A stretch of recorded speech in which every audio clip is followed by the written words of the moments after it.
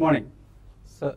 Fusion solar technology సమర్పిస్తున్న business breakfast షోకి స్వాగతం. హైదరాబాద్లో గత రాత్రి క్రెడాయి తెలంగాణ అలాగే ట్రెడా అంటే Telangana real estate developers association మరొక రెండు అసోసియేషన్స్ కలిసి మంత్రి కేటీఆర్కు సన్మానం చేశారు. ఆ విజువల్స్ మనం ఇప్పుడు చూస్తున్నాం.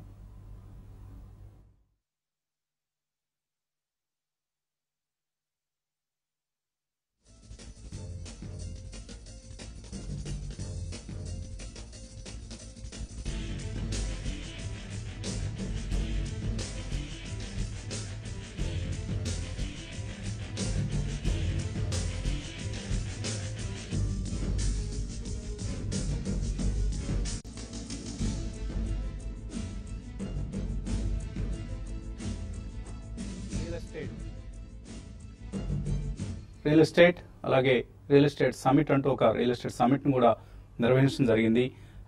జిహెచ్ఎంసీ ఎన్నికల నేపథ్యంలో ఈ సమిట్ జరగడం ఒక విశేషంగా చెప్పుకోవచ్చు. సో తెలంగాణలో రియల్ ఎస్టేట్ మార్కెట్, ప్రధానంగా హైదరాబాద్ రియల్ ఎస్టేట్ మార్కెట్ మెరుగయ్యేందుకు ఏం చేయాలి, మార్కెట్స్ రియల్ ఎస్టేట్ మార్కెట్ ఇకపై పరుగులు తీస్తాయా అంటూ కొంతమంది ఆశాభావం వ్యక్తం చేయడం జరిగింది సమిట్లో. అలాగే ఇటీవల తెలంగాణ రాష్ట్ర ప్రభుత్వం స్థిరాస్తి రంగంపై, రియల్ ఎస్టేట్ రంగంపై ఒక వరాల వాన కురిపించింది. అంటే ఇందులో బిల్డర్స్ ప్రధానంగా బెనిఫిట్స్, ఇవన్నీ కూడా బిల్డర్స్ పై ఇంపాక్ట్ ఫీజు తగ్గించడం, వేకెంట్ ల్యాండ్ ట్యాక్స్ రద్దు చేయడం, అలాగే ఎన్ఓసీలు త్వరగా మంజూరు చేయడం, 15 రోజుల్లోగానే ఎన్ఓసీలు మంజూరు చేయాలంటూ ఆదేశాలు ఇవ్వడం, ఇవన్నీ జరిగాయి. ఒకవేళ బిల్డర్స్ కి ఏదైనా అసంతృప్తి 15 రోజుల లోపల ఎన్ఓసీ రాకపోతే ఏదైనా జరిమానా చెల్లించాల్సిందే అంటూ కూడా కొన్ని నిబంధనలు విధించడం జరిగింది. ఇటువంటి వరాలన్నీ ప్రకటించి హైదరాబాద్ మార్కెట్ ను ముందుకు నడిపించే ప్రయత్నం చేశారు. కానీ అసలు హైదరాబాద్ మార్కెట్ ను వేధిస్తున్న ప్రధాన సమస్యలు ఇవి కావు. వేకెంట్ ల్యాండ్ ట్యాక్స్ లేకపోతే ఎన్ఓసీలు క్లియర్ చేయడం ఇవి కావు. అసలు వేధిస్తున్న సమస్య ఇక్కడ బయర్స్ సెంటిమెంట్ దెబ్బతింది. ఇది మౌలికమైన ప్రధానమైన సమస్య. దీన్ని, ఈ సెంటిమెంట్ ను, దెబ్బతిన్న సెంటిమెంట్ ని ఎలా ఇంప్రూవ్ చేయాలి అన్న అంశంపై అటు రాష్ట్ర ప్రభుత్వం, జిహెచ్ఎంసీ అండ్ బిల్డర్స్ వీళ్ళందరూ దృష్టి సారించాలి. లేకపోతే బయర్స్ రాకపోతే మీరు ఎన్ని ట్యాక్స్ బెనిఫిట్స్ తీసుకున్నా కూడా బయర్స్ సెంటిమెంట్ మెరుగ్గాందే, రియల్ ఎస్టేట్ ప్రైసెస్ పెరగవు, రియల్ ఎస్టేట్ డిమాండ్ పెరగదు, అండ్ రియల్ ఎస్టేట్ రంగం ఎదుర్కొంటున్న సమస్యలు తీరవు. సో గతంలో ఉదాహరణకి మనం చూస్తే last 8 years back or 10 years back Andhra Pradesh housing board, గతంలో ఏపీ హౌసింగ్ బోర్డు ఇది. సో ఇది కేటాయించిన, ఏపీ హౌసింగ్ బోర్డు కేటాయించిన భూముల్లో నిర్మించిన ప్రాజెక్ట్స్ రిజిస్ట్రేషన్స్ ను రద్దు చేసింది ప్రభుత్వం. అప్పటి ప్రభుత్వం రద్దు చేసింది. దాన్ని ఇప్పుడు వచ్చిన ప్రభుత్వం కూడా, తెలంగాణ రాష్ట్ర ప్రభుత్వం కూడా కొనసాగిస్తుంది. సో కనీసం 15,000 మధ్యతరగతి కుటుంబాలు దీనివల్ల ఇబ్బంది పడుతున్నాయి.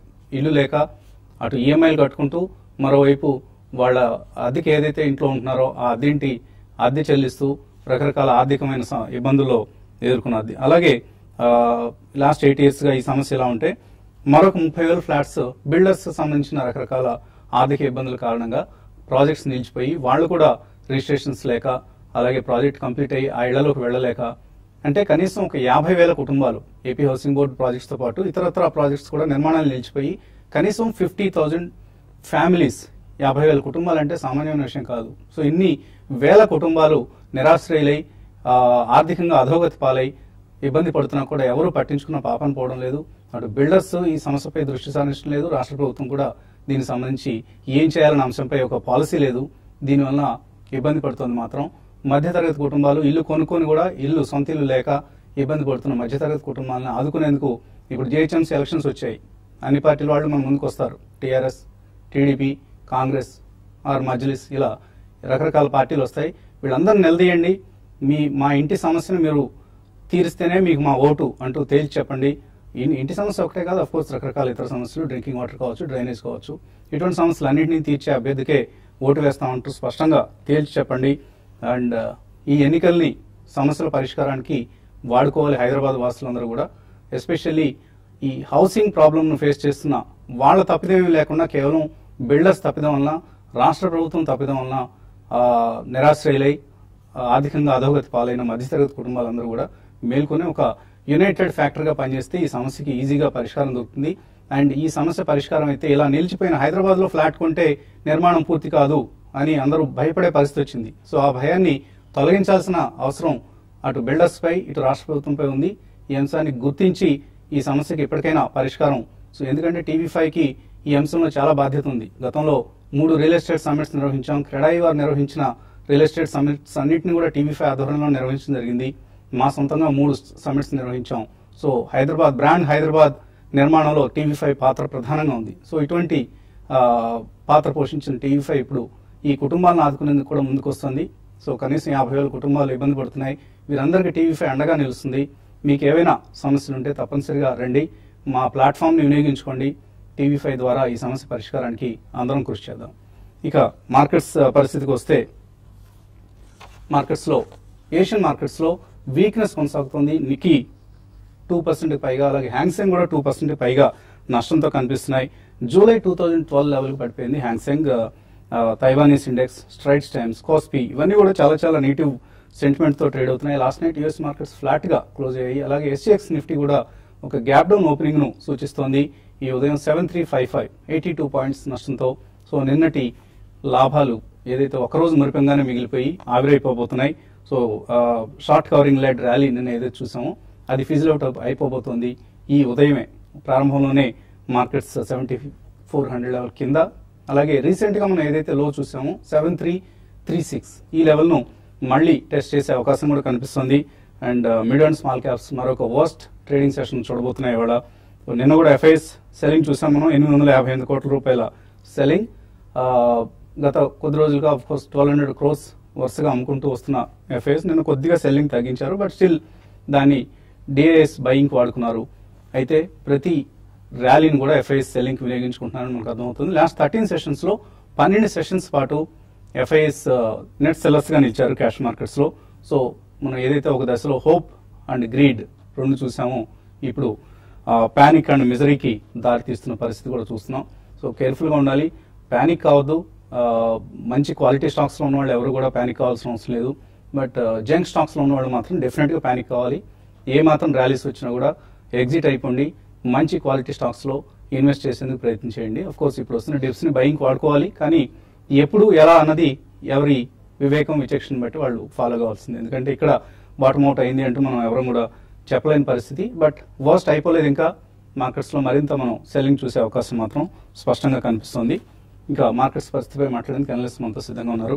సో ఒక వన్ డే ర్యాలీతో మనం సరిపెట్టుకోవాల్సిన పరిస్థితి కనిపిస్తుంది. మళ్ళీ ప్రాఫిట్ బుకింగ్ వచ్చే అవకాశం కనిపిస్తుంది. రిలయన్స్ ఇండస్ట్రీస్ లాంటి బాగా మంచి రిజల్ట్స్ వచ్చిన కౌంటర్స్లో కూడా ఇవాళ ప్రాఫిట్ బుకింగ్ వచ్చే అవకాశం ఉంది. సో ఎలా వినియోగించుకోవాలి ఇన్వెస్టర్స్ ఈ అవకాశాన్ని? బేసికలీ లాస్ట్ 1 week 10 days నుంచి కూడా రిలయన్స్ చాలా స్ట్రాంగ్ ఉందండి. అంటే వాళ్ళ anticipation of good results already ఆ స్టాక్ కూడా డిస్కౌంట్ అయిందని చెప్పాలి.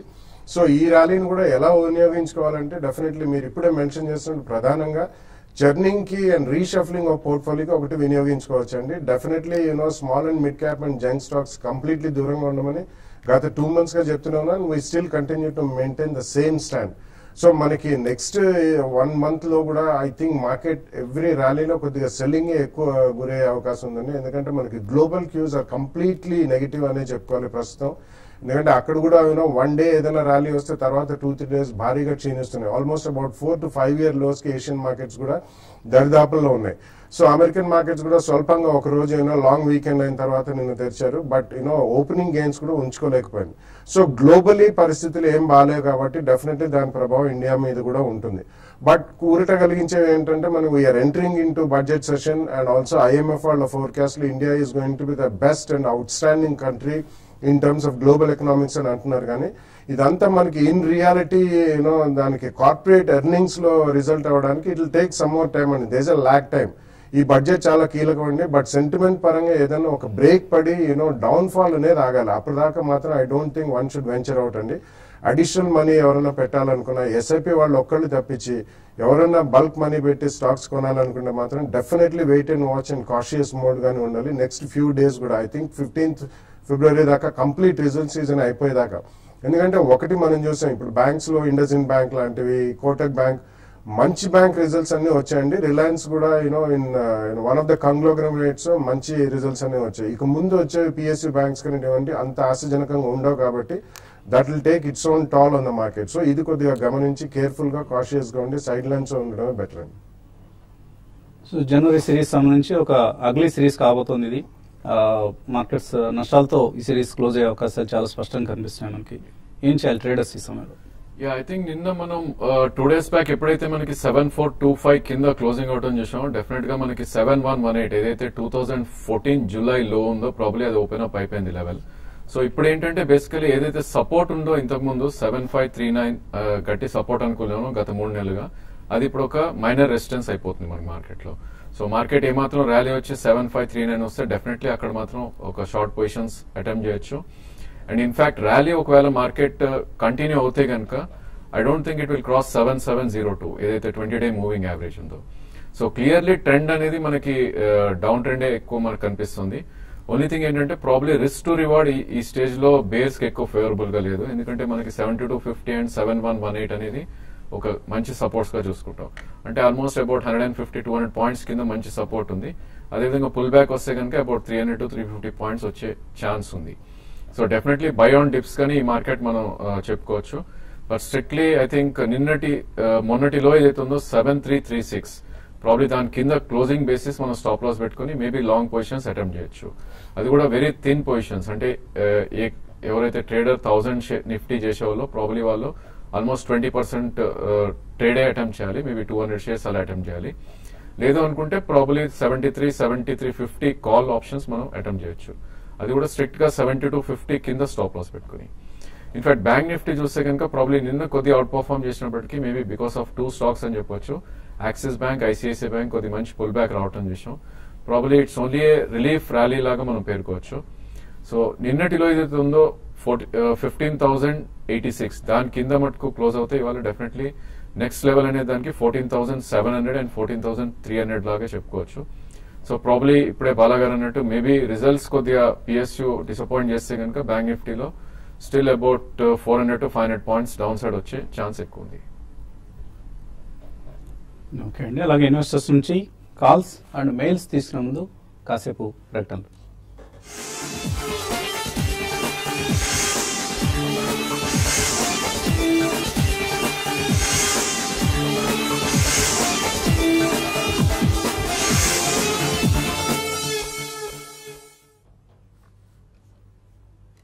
ఫ్యూజన్ సోలార్ టెక్నాలజీ సమర్పిస్తున్న బిజినెస్ బ్రేక్ఫాస్ట్ తిరిగి స్వాగతం. కాలర్స్ లైన్ ఉన్నారు. మొదటి కాలర్ అనంతపురం నుంచి Manjunath. Hello. Hello, good morning sir. Good morning, అడగండి సార్. మదర్ సమీ సిస్టమ్ ఆ షేర్స్ ని నేను 270తో కొన్నాను. 470 షేర్స్ ని. ఫ్యూచర్ ఎలా ఉంటుంది సార్? లాంగ్ టర్మ్ ఎలా ఉంటుంది? మీరు ఎప్పుడు కొన్నారు? 270లో కొన్నారా? 270లో 4-5 days కి కొన్నాను. 5 days క్రితం కొన్నారు. మదర్సన్ సుమి కొన్నారా? హోల్డ్ చేయొచ్చు. ఐ థింక్ లాస్ట్ 8-9 months గా చూస్తే ఇది ఒక బేరిష్ ట్రెండ్ లో ఉన్నట్టు కనిపిస్తుంది చార్ట్స్ పరంగా. ఆల్మోస్ట్ 396 నుంచి మనకి లాస్ట్ నవంబర్ లో ఇది 217 రావటం చూసాం. సో ప్రాబ్లీ కొద్దిగా సైడ్ వేస్ ఉండే ఛాన్స్ ఎక్కువ ఉంది. మేబీ దీని రేంజ్ మనం 304 నుంచి 200 దాకా మనం చెప్పుకోవచ్చు. సో ఇన్ కేస్ మీరు లాంగ్ టర్మ్ కోసం అయితే డెఫినెట్లీ మీరు అరౌండ్ 190-200 దగ్గర యావరేజ్ చేయొచ్చు. అదే ట్రేడింగ్ కోసం అయితే కనుక 215 కింద స్టాప్ లాస్ పెట్టి మీరు you should cut your stop loss. And దీనికి మనకి మేజర్ రెసిస్టెన్స్ అనేది 200-day మూవింగ్ యావరేజ్ అయితే 302.6 ఉందో అదొక రెసిస్టెన్స్ ఉండే ఛాన్స్ ఉంది. కడప నుంచి రామకృష్ణ లైన్ ఉన్నారు. హలో. హలో, నమస్తే sir. Good morning. Good morning, అడగండి రామకృష్ణ. హెచ్ఎఫ్సిఎల్ ఈ మంత్ లో 70 నుంచి 24 వచ్చింది సార్. ప్రెసెంట్ ఇప్పుడు 70 నుంచి మళ్ళీ 90కి వచ్చింది. ఇప్పుడు 16కి వస్తే బై చేసా, 16కి వస్తాయి కదా. ఏంటి 16, 19 ఇవెందుకు ఫాలో అవుతున్నారు మీరు? రేట్ గురించి కాదండి. కంపెనీ మంచిదా కాదా? ఫండమెంటలీ గుడ్ కంపెనీ కాదా? ఏం ట్రేడింగ్ చేస్తున్నారా దీనిలో మీరు? ఏం లేదు, తగ్గుతుంది పెరుగుతుంది కదా అని అలా. లాంగ్ టర్మ్ కోసం అడుగుతున్నారా, షార్ట్ టర్మ్ కోసం అండి? 6 months 1 year sir. 1 year hold చేద్దాం అనుకుంటున్నారు కాబట్టి మీరు ముందుగా అసలు కంపెనీ ఫండమెంటల్ ఎటువంటిది అనేది కొద్దిగా విశ్లేషించుకొని అప్పుడు ఇన్వెస్ట్ చేయాలండి. 16 రూపాయలు కొందామా 12 రూపాయలు కొందామా అనేది చూడకూడదు.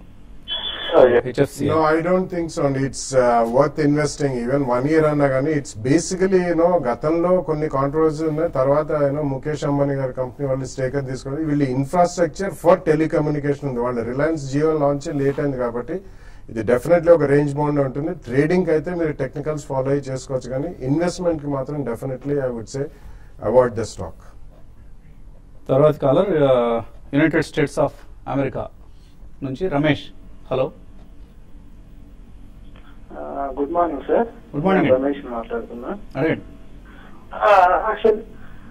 I'm looking for 2-3 years investment కోసం ఏమన్నా మంచి షేర్స్ ఇవ్వగలుగుతారా?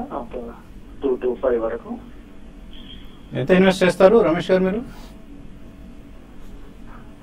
ఆల్రెడీ నేను ఒక 6 years చేశానండి. లాస్ట్ 2 years గ్యాప్ తీసుకున్నా, ఫాలో అప్ అవ్వడం లేదు. So I want to invest in, so at least 20 lakhs 15 lakhs వరకు చేద్దామని ప్లాన్. మీ సేవింగ్స్ నుంచి పోర్ట్ఫోలియోకి ఇన్వెస్ట్ మంచి పోర్ట్ఫోలియో బిల్డ్ చేద్దాం అనుకుంటున్నారు. 15 నుంచి 20 లక్షలు మంచి టైమే స్టార్ట్ చేయడానికి, ఎందుకంటే మార్కెట్స్ బాగా పడిపోతున్న సమయం ఇది. యా, నెక్స్ట్ 3 months లో మంచి ఆపర్చునిటీ యూటిలైజ్ చేసుకోవచ్చు. మీరు ఫస్ట్ ఒక ప్రైస్ పాయింట్ లో మీరు రిజల్ట్ సీజన్ అయిన తర్వాత ప్రాబ్లీ ఇప్పుడు మళ్ళీ నెక్స్ట్ ఇయర్ మాన్సూన్ బాగుంటుందని వార్తలు స్ట్రాంగ్ గా వస్తున్నాయి. India based FMCG companies decent reaction అయిందండి. Probably Dabur, Godrej consumer products, Emami అటువంటి. అండ్ ఫ్రంట్ లైన్ స్టాక్స్ మళ్ళీ కొద్దిగా రూపీ క్షీణిస్తుంది కాబట్టి ఫార్మస్యూటికల్స్ లో ఆల్రెడీ బాగా రియాక్ట్ అయినవి because of US FDA problem. Sun Pharma ఒకటి, డాక్టర్ రెడ్డీస్ ఒకటి, క్యాడిలా ఒకటి, ఇటువంటివి మీరు కొనొచ్చండి. Information technology will again come back to the fore అండి. సో ప్రాబ్లీ ఇన్ఫోసిస్ మంచి రిజల్ట్స్ ప్రకటించింది, భవిష్యత్తులో కూడా మంచి రిజల్ట్స్ ప్రకటించే అవకాశం. So Infosys is one stock. And on declines you can still buy even TCS. So ఇట్లా మీరు ఫ్రంట్ లైన్ స్టాక్స్ ఈ 3. Automobiles will be a very strong segment in India అండి. సో ప్రాబ్లీ అశోక్ లీలాండ్ ఒకటి, అండ్ ఆటో ఆన్సిలరీలో maybe Bosch, Bharat Forge, ఇటువంటి on declines you can buy అండి. ఈ 3-4 sectors లో డెఫినెట్లీ ఫ్యూచర్ బాగుంటుంది. ప్రకాశం జిల్లా నుంచి సుబ్బారావు, హలో అడగండి. నమస్తే అండి. నమస్తే, అడగండి. డిజిటల్ ఇండియాలో ఉన్న మంచి కంపెనీలు కావాలి. పోతే ఫోర్జింగ్ సెక్టర్ లో MM and forging Kalyani forging రెండింటిలో ఏది బాగుంటుంది సార్? ఫస్ట్ సెక్టర్ ఏదన్నారు మీరు? రిటైలింగా? బయోటెక్నాలజీ కంపెనీ గురించి, అగ్రికల్చర్ బయోటెక్నాలజీ కంపెనీ గురించి చెప్పండి sir. Agri bio first sector ఆయన అడిగింది. అలాగే ఫోర్జింగ్ లో 2 కంపెనీలు సెలెక్ట్ చేస్తున్నారు. Yeah, maybe MM forging, Bharat forge రెండు కూడా బాగానే ఉంటాయండి. Kalyani forge I think it's small cap company, very small cap company కాబట్టి కొద్దిగా లిక్విడిటీ పరంగా చాలా తక్కువ ఉంటుంది. సో ఈ 2 ఫోర్జింగ్ లో బాగానే ఉంటాయి. అగ్రి బయోటెక్ అనేది మనకి అంతగా లేదండి ఇండియాలో, బికాస్ బయోటెక్ అనేసరికి కొంచెం జెనెటికలీ మోడిఫైడ్ క్రాప్స్ అవన్నీ ఇండియాలో లేవు ఇంకా. బట్ హైబ్రిడైజేషన్ ప్రోగ్రామ్ అవన్నీ తీసుకుంటే ఈ ఇయర్ మాన్సూన్ బాగుంటుంది అంటున్నారు కాబట్టి రాలీస్ ఇండియా నిన్న రిజల్ట్స్ వచ్చాయండి, అంత బాగాలేవు. బట్ వాళ్ళకి మెటాహిలిక్స్ అని ఒక కంపెనీ సీడ్స్ లో కొన్నారు. So probably on declines you can buy Rallis, PI industries, Kaveri seeds కూడా బాగానే స్టెబిలైజ్ అవుతుంది. బట్ వెయిట్ అండి, దాని ఫారెన్సిక్ ఆడిట్ ఒకటి పెట్టారు, దాని రిజల్ట్స్ వచ్చిన తర్వాత you can take a call అండి. బట్ అగ్రి బయోటెక్ పర్సే ఇండియాలో అంత లిస్టెడ్ కంపెనీ, లిస్టెడ్ స్పేస్ లో ఏం లేవండి. సో మీరు అన్నట్టు పిఐ ఇండస్ట్రీస్ చాలా wonderful company. So last 13 years లో వరుసగా ఏ ఇయర్ కూడా వాళ్ళు నష్టం చూపించలేదు. అండ్ ప్రతి ఏడాది కూడా గ్రోత్ చూపించారు. It's like a cramps company in agro chemicals division అండి. షేర్ ప్రైస్ కూడా మనం చూస్తే ₹10 నుంచి 600 అయింది, 700 అయింది. సో 1200 రెట్లు పెరిగిన కంపెనీ ఇది. ఒక పెన్నీ స్టాక్ ఎలా పెర్ఫార్మ్ చేసే ఛాన్స్ ఉంది అంటే adjust, but it's very good company అండి. So you can go ahead and bet on that. So 1,20,000% return ఇచ్చింది అనమాట. ₹10 కొన్న వాళ్ళకి ఈ పిఐ ఇండస్ట్రీస్ అనే స్టాక్. అటువంటి రిటర్న్స్ ఓన్లీ స్టాక్ మార్కెట్స్ లో మాత్రం వస్తాయి, పదే మనం చెప్పుకుంటూ ఉంటాం.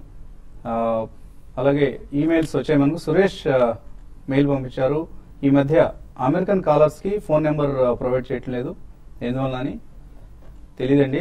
ఫోన్ ఏమైనా పనిచేయడం లేదో లేకపోతే ఏంటనేది మా కమింగ్ అప్ లో ఇస్తున్నారట. కమింగ్ అప్ లోని కాదు, పైన కూడా ప్రతి షో జరుగుతున్నంతసేపు డిస్ప్లే చేయాల్సిందిగా మా సిబ్బందికి సూచన ఇస్తున్నాను. మీ సమస్య తీరుతుంది అనుకుంటున్నాను. అలాగే కమల్ షేక్ అడుగుతున్నారు, ఇండియా సిమెంట్స్ ₹86 కొన్నారు, మీర్జా ఇంటర్నేషనల్ 127 కొన్నారు, 6 నెలల కోసం హోల్డ్ చేయొచ్చు, అలాగే యావరేజ్ చేసుకోవచ్చు. ప్రాబ్లీ ఇక్కడైతే హోల్డ్ చేయండి. ఇండియా సిమెంట్ మనం ఆల్రెడీ 106 నుంచి 84-85 దాకా కరెక్ట్ అవటం చూసాం. మేబీ మార్కెట్ ఇంకొద్ది 150-200 పాయింట్స్ పడితే కనుక ఇది 76 to 78 వచ్చే ఛాన్స్ ఉంది.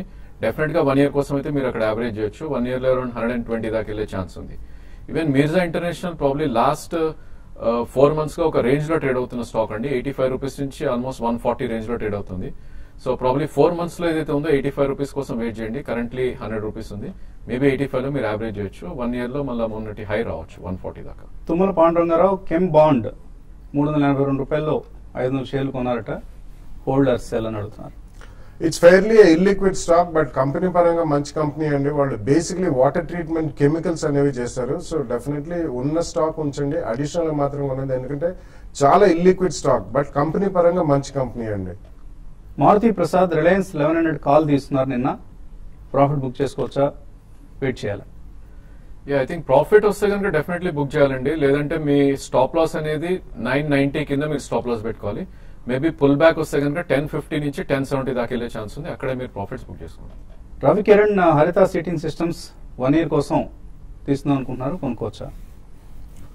ఈ క్వార్టర్ రిజల్ట్స్ గురించి వెయిట్ చేయండి. రీసెంట్ గా అది చాలా స్ట్రాంగ్ పర్ఫార్మెన్స్ మనం చూసాము. ఇన్ఫాక్ట్ మన కుటుంబరావు గారు దాన్ని రికమెండ్ చేయడం జరిగింది. కొంచెం స్టెబిలిటీ వచ్చిన తర్వాత you can by at the first price point. It's a good company. Bhaskar Tirupati అడుగుతున్నారు, ఎస్బీఐ ఫ్యూచర్స్ 2 లాట్స్ కొన్నారు 220లో, హోల్డర్ ఎగ్జిట్? డెఫినెట్లీ ఎగ్జిట్ ఏనండి. ప్రాబ్లీ ఐ థింక్ కొంచెం పుల్ బ్యాక్ రావచ్చు. మాక్సిమం మార్కెట్ పెరిగితే కనుక 194 నుంచి 197 దాకా రావచ్చు. లేదంటే 179 ఏదైతే 2 day లో ఉందో దాని కింద క్లోజింగ్ బేసిస్ స్టాప్ లాస్ పెట్టుకోండి. అండ్ రవికుమార్ అడుగుతున్నారు, fresh drop fruit and silver ఇందులో ఇన్వెస్ట్ చేయొచ్చా? Yeah, it's a very thinly traded stock and they're basically exporters of fresh fruits, especially grapes from Nasik and Maharashtra region and pomegranates. It's a thinly traded stock and business paranga chinna company is good, but koddiga liquidity chala takku untundi kabatti koddiga careful undalandi, but it's a decent company. So results వచ్చిన తర్వాత first price point లో కొద్దిగా తీసుకోండి. రత్నారెడ్డి టాటా ఎలక్సీ 2090లో కొన్నారు, ఇప్పుడు 1740కి పడిపోయింది, last book చేయాలా? అన్ని పెద్ద షేర్లు కూడా పడిపోయాయండి, not just Tata Elxsi. I don't think అండి లాస్ బుక్ చేయ అవసరం లేదు. ఇది కొద్దిగా హైబీటా స్టాక్ అని కూడా ఈ రోజు రిజల్ట్స్ ఉన్నాయి. ప్రాబ్లీ రిజల్ట్స్ కొద్దిగా బాగోపోతే I think you should book your profits, లేదంటే ఇది బుక్ యువర్ లాసెస్. ఇది 200-day మూవింగ్ యావరేజ్ దగ్గర ట్రేడ్ అవుతుంది. సో డెఫినెట్లీ ఇక్కడైతే లాస్ బుక్ చేసే అవసరం లేదు. ఇది ఇవాల్టి ఫ్యూజన్ సోలార్ టెక్నాలజీ సమర్పించిన బిజినెస్ బ్రేక్ఫాస్ట్. మధ్యాహ్నం స్మార్ట్ ఇన్వెస్టర్లో మళ్ళీ కలుద్దాం.